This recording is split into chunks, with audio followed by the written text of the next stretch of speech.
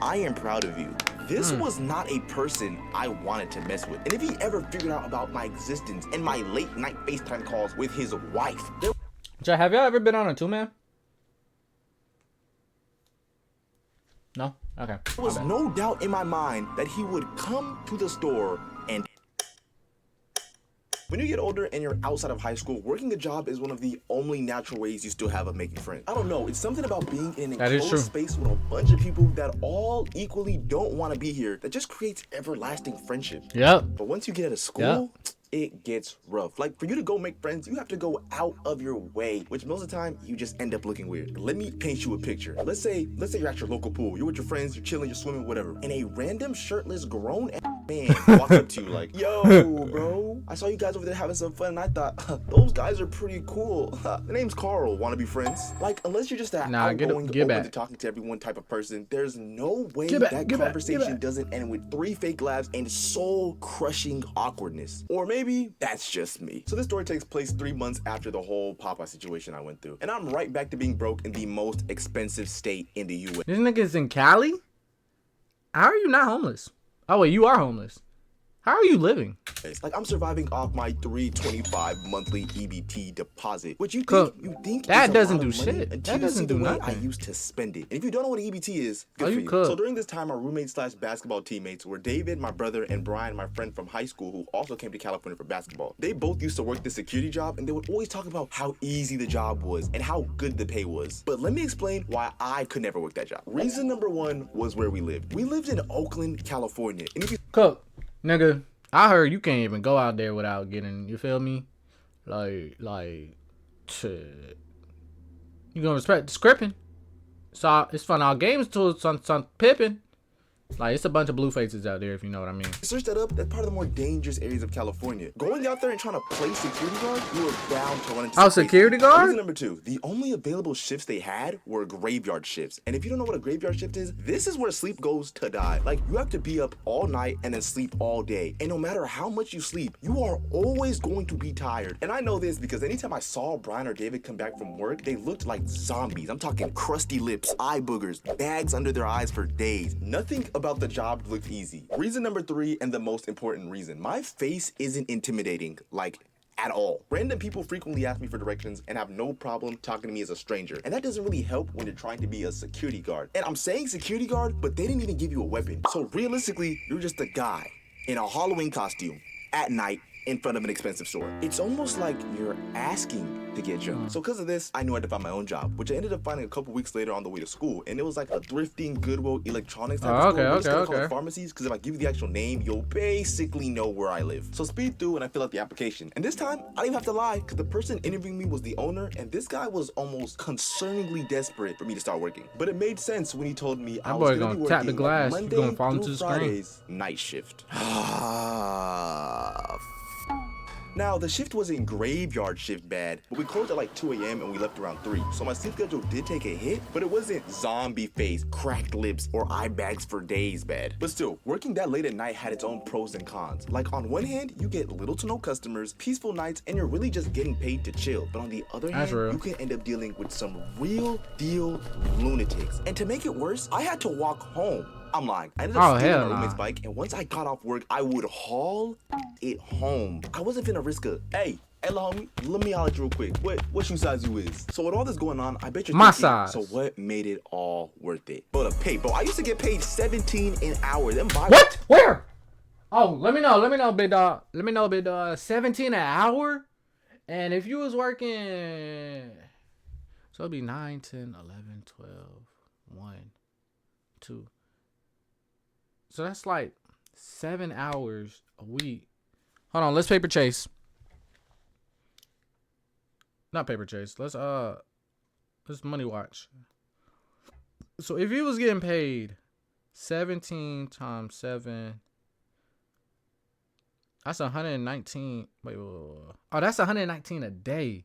So times that by 5, that's 595. Times that by how many weeks is it? He was getting paid 2.3 a month. That's crazy.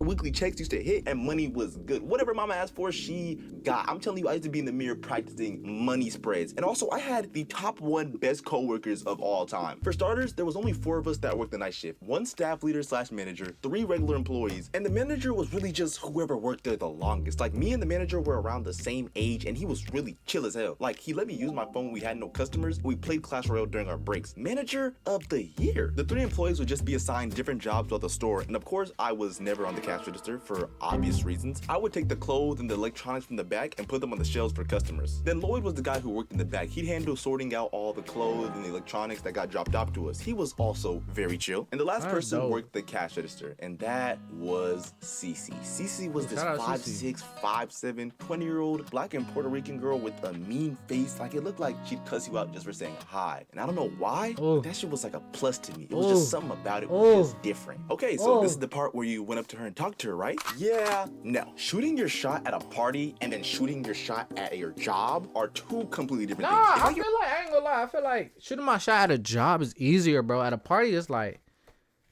you can't hear me. It's too much shit going on. It ain't really like, you can't really hear them. You feel me?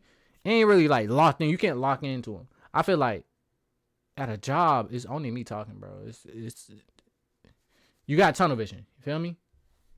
Rejected at a party, I'm never gonna see you again. For the sake of my confidence, you no longer exist. But at work, you get rejected? I guess. I guess you could say that at certain parties, yeah. And you have to see her face every day as a constant reminder that. But I feel like if she rejects, I'm gonna still troll that girl.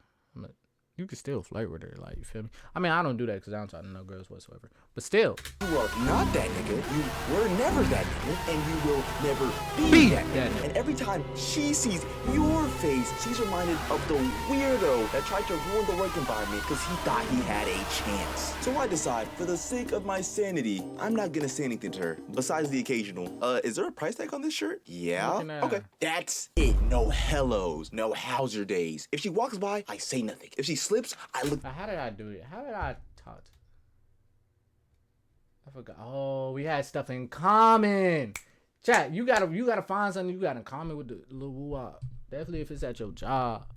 Or like, yeah, like you gotta find little details and then harp on them. The other way. If she sneezes, I say you, not taking any risk. So this lasts for a couple weeks, but one night, it's late, no customers. Me and my manager are playing Clash Royale, and as we're playing, we hear yelling coming from across the store. And the yelling doesn't stop. So at this point, me, Lloyd, and my manager are all trying to figure out what's going on. So we look and we see Cece going back and forth with somebody on the phone. She hangs up, pulls out her vape, and starts smoking. Is she allowed to do that in here? What, you wanna stop her? So after some time, me and Lloyd are walking past the cash register, and as Cece sees us, she goes, men really ain't you good? What happened? Cece then goes on this long story about how her ex is crazy and stalking her. He's trying to hack into her social medias and all this crazy stuff. But all I heard was, yeah, I'm single and I'm waiting for like a real man to come and talk to me. Like a guy with an inconsistent YouTube channel. Yeah, like gone for months, like just neglecting his audience. I need that. So while Cece keeps explaining the story about her ex, Lloyd ends up leaving to go do his job. So now it's just me and Cece. And to keep the combo going, I just keep asking the dumbest questions. Okay, so y'all took a break. That's so real, bro. That nigga know how to play the game.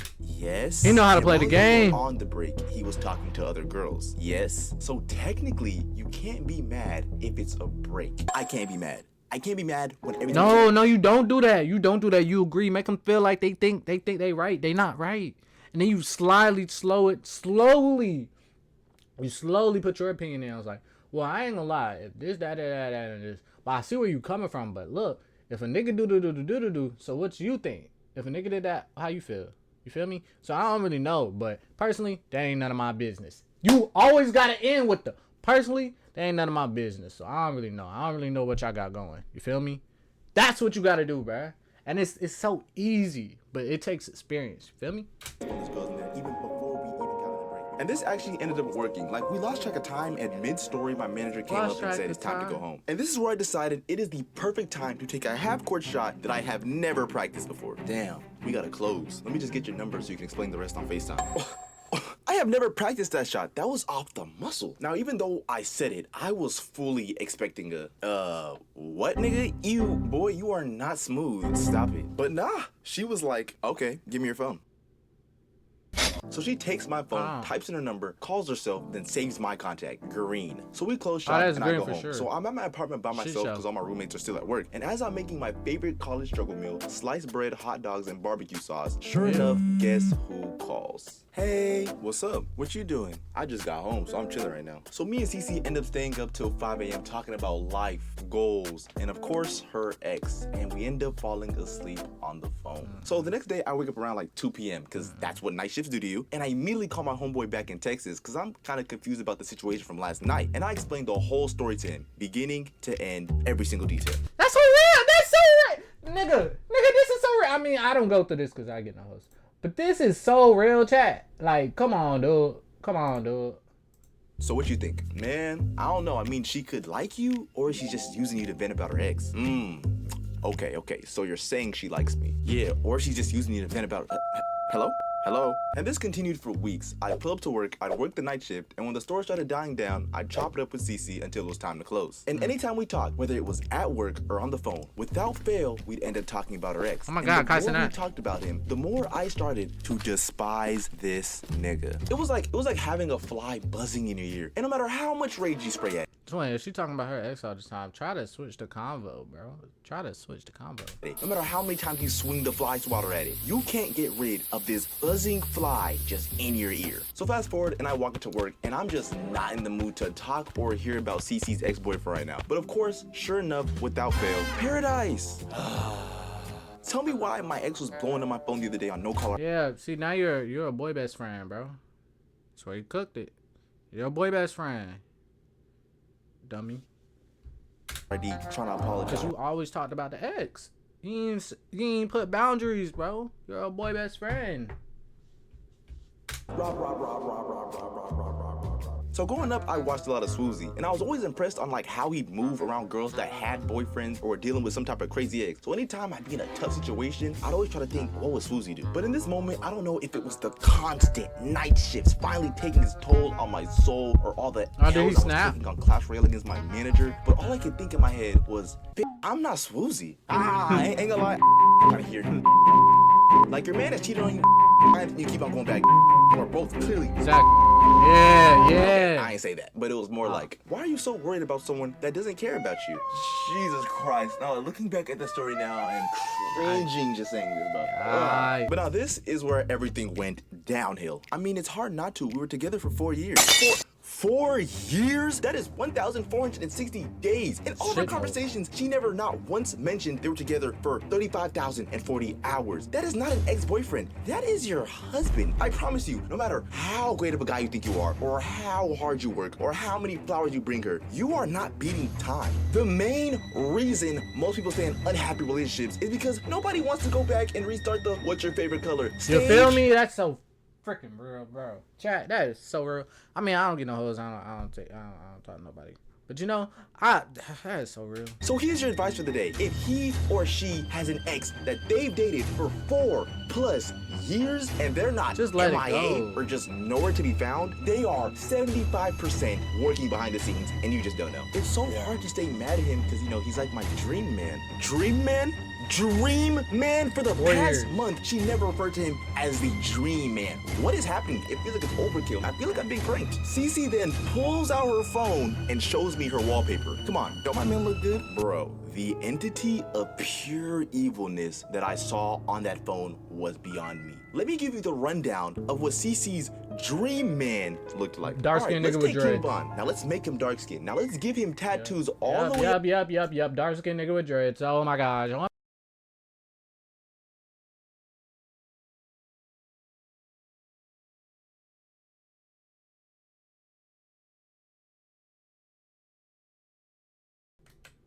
Look good? Bro, the entity of pure evilness that I saw on that phone was beyond me. Let me give you the rundown of what Cece's dream man looked like. All right, let me guess. Dark-skinned nigga with dreads, tattoos, goddamn. Maybe an athlete. If he's not an athlete, he's a scammer or a trapper.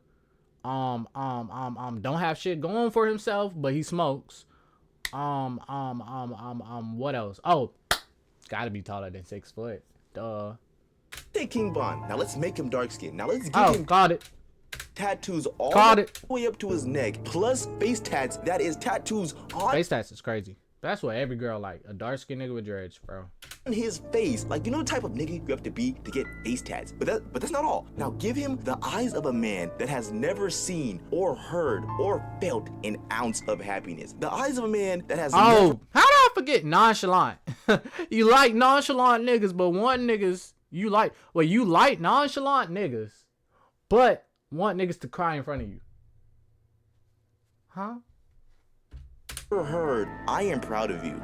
This was not a person I wanted to mess with. And if he ever figured out about my existence and my late night FaceTime calls with his wife, there was no doubt in my mind that he would come to the store and end me. So I finally snapped back to reality, and Cece goes, Paradise, what do you think I should do? In this moment, I was faced with two options. Either convince this girl to end her 4-year relationship and stop going back and forth with her ex, which would probably most definitely get me shot, or just do what you feel is best. Almost immediate regret in saying that, because she ended up right back with her ex the next day. And even though this didn't end our friendship, it just made things different. There was no point in playing therapist to someone who doesn't want help. In the famous words of J. Cole, don't save her if she don't want to be saved. Exactly, bro. I've learned that, man. I've learned that. I just heard that shit, I'm telling you I'm wrong. Hold on, he got that. He got to subscribe at me. Subscribe, bro. Baby, get up out that Grammy to influence. That was good. I ain't think this video was gonna be good. I'm not gonna lie, cause I know who you are.